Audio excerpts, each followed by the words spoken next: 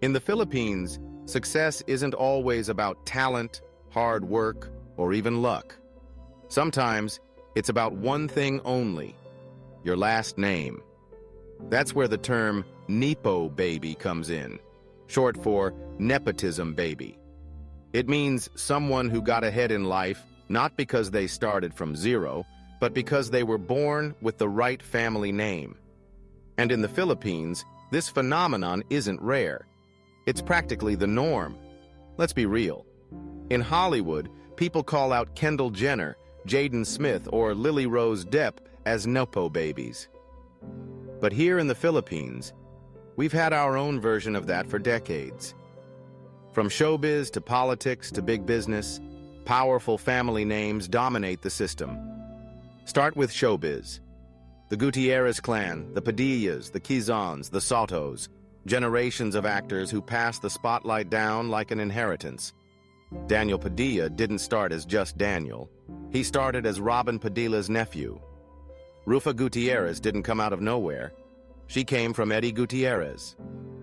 Nepo babies are so embedded in Philippine entertainment that fresh, ordinary talents almost feel like outsiders. Imagine lining up for auditions when the person next to you is already guaranteed a teleserye role because their uncle is a superstar. Fair? Not really. But it happens all the time. Politics? Even worse. The Philippines is basically run by dynasties: Marcos, Aquino, Estrada, Duterte. Same names, recycled again and again, as if leadership is a family business. A Marcos was president decades ago. Another Marcos is president now. It's not coincidence. It's nepotism. In fact, political scientists say over 70% of Congress is filled with dynasties. For ordinary Filipinos, that means the game is rigged before it even begins. You can campaign, you can dream, but if your last name doesn't have weight, your chances are slim. Now let's talk about business. Do you know who controls most of the wealth in the Philippines? Just a handful of families. The Sis, the Ayalas, the Gokongwais, the Vilars. Every generation, the heirs are groomed to inherit billions, to lead corporations, to sit on boards. They didn't climb the ladder, they were born at the top. And while the average Filipino works overseas, hustles in call centers, or grinds in small businesses, these families simply pass down empires like hand-me-down clothes. But here's where the debate gets messy. Some people argue that being a Nepo baby doesn't guarantee lasting success.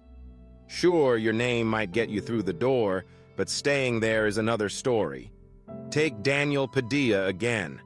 Yes, his last name helped him, but his massive fan base didn't stick around just because of his family. He built it with projects, music, and charisma. Same with some second-gen politicians who actually managed to prove they can lead.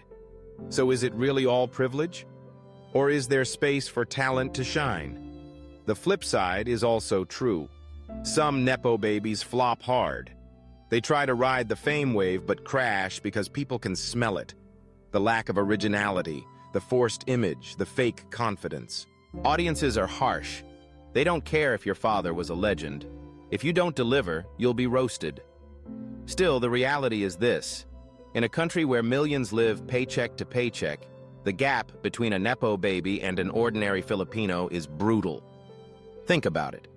You're struggling with tuition fees while someone else is landing lead roles or winning elections simply because of a last name.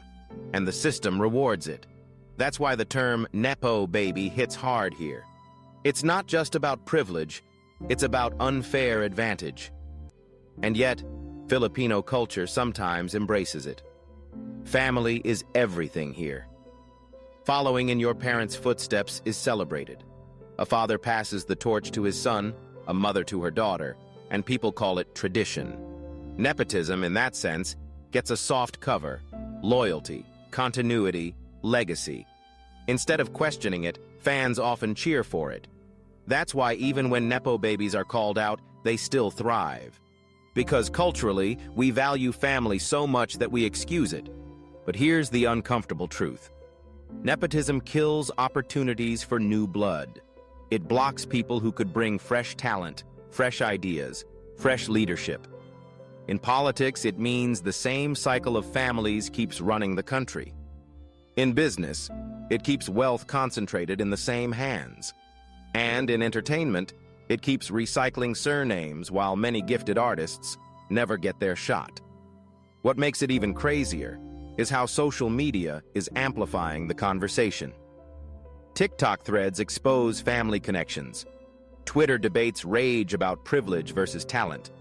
Memes circulate calling out who's a Nepo baby and who's not. Some stars lean into it. They admit their privilege and try to prove themselves.